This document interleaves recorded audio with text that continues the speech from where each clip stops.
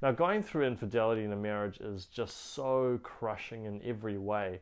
Not only does it impact you internally from an emotional perspective, but also impacts your own circumstances in terms of your family and your kids and all of that stuff. And so I know how difficult this situation is that you're going through right now. But I just wanted to clarify that if we are going to talk about how to get your husband to stop cheating, then what we need to be doing here is we need to tackle it in two parts. The first is we need to evaluate whether this is just a one-off incident and that he's actually a good man, has just kind of strayed because he had a moment of weakness or he's been going through some difficult times. We need to look at it from that perspective, or we need to look at this and see if this is something that's been happening for a long period of time. And if it has, then we need to handle that a little bit differently as well. Now, in the first scenario, now if he is a good man and he's someone that is, just made a mistake, done something really poor, we need to do two things. The first is we need to actually sit down and discuss with him why is it he's done what he's done, what's actually happened, and where is he at emotionally that's led him to that place where he's felt he's needed to do this. Getting clarity of his psychology and where his mind is at is really, really important. And secondly, what you need to also understand is get his honest opinion of how it's got to a point where he's done what he's done. So in the first point, what we're understanding is where's his present state emotions coming from? Where is he at? And the second stage is what has led to the point in which he has gone and done these things that he's done. So for example, he might tell you that look, for a long period of time that he hasn't been getting any attention, he hasn't felt loved, he's felt very, very ignored. Maybe you've got children and he's felt like you put all of your energy into your kids rather than him, and so on. This is no judgment. This is just a lot of comments that I've heard over the years from people who have gone off and strayed in any form.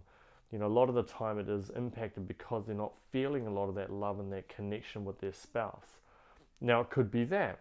It could be other issues. It could be relating to the way in which he's felt you've handled finances, or it could be relating to intimacy.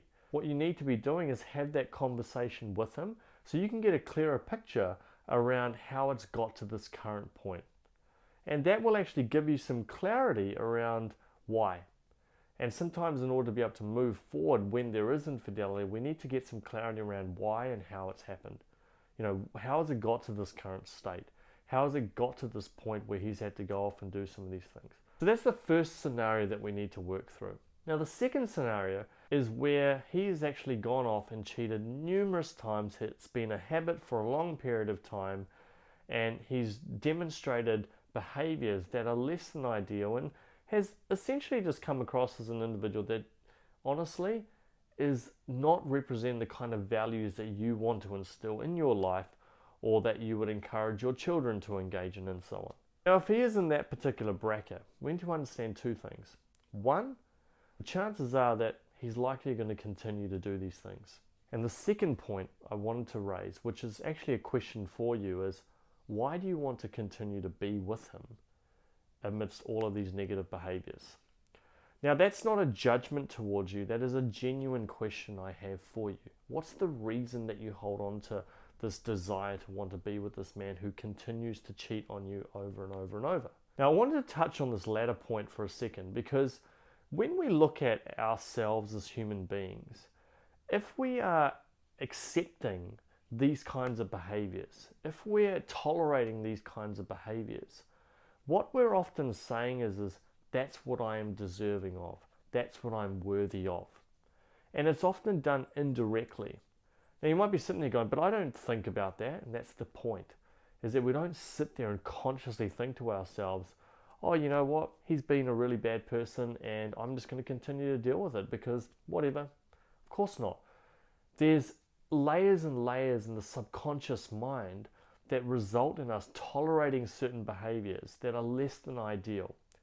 Now, I know that might be a little bit of a difficult sort of message to hear because, you yourself will know that you don't want him to treat you like this. And so there's a conscious part of you that's saying, I don't want to deal with this. But often what happens is 95% of our mind is actually in our subconscious. And the subconscious operates based on a lot of our past experiences. So let's say, for example, you grew up in an environment where, you were physically abused, or you had to deal with emotional abuse, and you didn't get that love that you actually deserved at the time. And so because when we're born, we are effectively an empty vessel, and all of the things and all of the surroundings and all the environments that we're raised in is what shapes our reality and creates our reality, then if we're around an environment where we're constantly berated and abused or brought down on any level, that essentially leads us to believe over time that we're worthy of that kind of behavior, because we have no other real examples. Whereas if we were brought up in a beautiful and loving environment, and our parents set healthy boundaries for us, but they were also very, very loving and caring and compassionate and kind towards us, then our viewpoint on life, our viewpoint on people, our viewpoint on what relationships need to be like will mirror what we would have seen when we were younger. And so if you were in that first example where growing up you weren't treated in the way that you know you deserve to be treated and that we all should be treated in, if you didn't get that sort of treatment that you wanted, then the chances are that you're going to see your husband's behavior, and even though you know it's wrong, there's going to be a part of you that feels like that's what you're deserving of. And I know that's a really, really difficult thing to hear. And I'm not saying it's just black and white, that that's how it works in every situation. There are many complexities when it comes to psychology and many different scenarios. But it can play a really, really big part. So my question to you is this: do you believe that you're worthy of love? Do you believe that you're worthy of having the best, the most amazing marriage that you could possibly imagine? Do you believe you're worthy of it? Do you think that that's something that you're capable of? Or maybe you might be feeling other challenges, like you're worried about being alone. And so even though your husband treats you poorly, you still want to be with him because you don't want to be alone. Or maybe you have an intense fear around finances and having the confidence to be able to go out there on your own, or being a single mother and then being able to take care of the family. Maybe you have a fear around that. You're not sure if you have the skill set and so on to be able to create the right environment and to be able to have a job that's going to pay you well enough to be able to look after your kids and so on. You might have those fears. So our decisions in relationships often reflect our beliefs about ourselves. And so if we believe that we aren't deserving of love, then we will tolerate behaviors that are less than ideal. If we are worried about our finances, then we may hold on to a relationship that we're not worthy of. And I'm here to tell you now that no matter the scenario, no matter the circumstances that you're facing, I know that all human beings have the courage and the ability to be able to move forward and to be able to, succeed in life, to be able to make money, to be able to find joy, find happiness, and have the courage to be able to move through the most difficult of circumstances. I know that because I've seen it time and time again, and you're no different. So I want you to remember that you're deserving of the best treatment. And if that guy is going out and cheating on you over and over and over and over and showing no remorse and is not interested in whatever capacity to be able to improve things at all, you need to come to a place where you decide what it is that you're worthy of. And if you don't think that you're worthy of love, then it's important that you actually recognize that you are worthy of love and that you start taking the actions that also mirror that belief that you are worthy of love as well.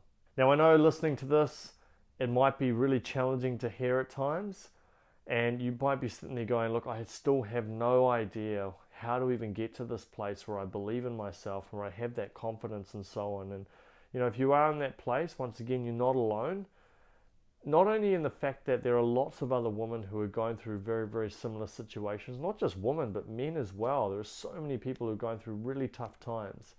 And so if you are in that place and you're really, really struggling and you're not sure what to do, you don't know what the steps you need to take are, then I'd love to be of service to you. And I think the first point of call here is that if you are wanting to speak to me personally and learn a little bit more about how I can possibly help you, then all you need to do is in the description section below, just click on that link which just says book a call with me.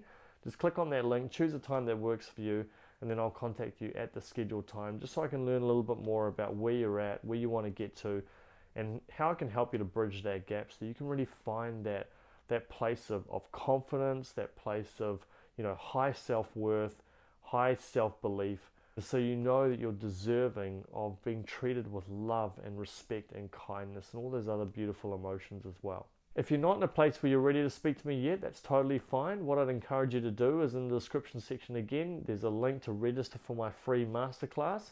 If you click on that link, then it'll take you to a page where you can register for the masterclass, where you can learn about the 3 steps that my client Sarah used to be able to save her marriage in less than 60 days. She's a remarkable woman. She was in a really difficult place herself, and using a really, really important sort of process, she was able to create some rapid shifts, not only in her own life, but in her marriage as well. And to this day, they're in a really beautiful place. And so if that resonates with you, then like I say, click on that link and you can register for it and just come up with an open mind. And I promise you'll get a ton of information out of it, a lot of practical steps. Make sure you stick around to the end as well, where I'll give away a free gift. Thank you so much for watching this video. If you've liked it, make sure you hit the like button below. If you want to get more videos like this, hit that subscribe button.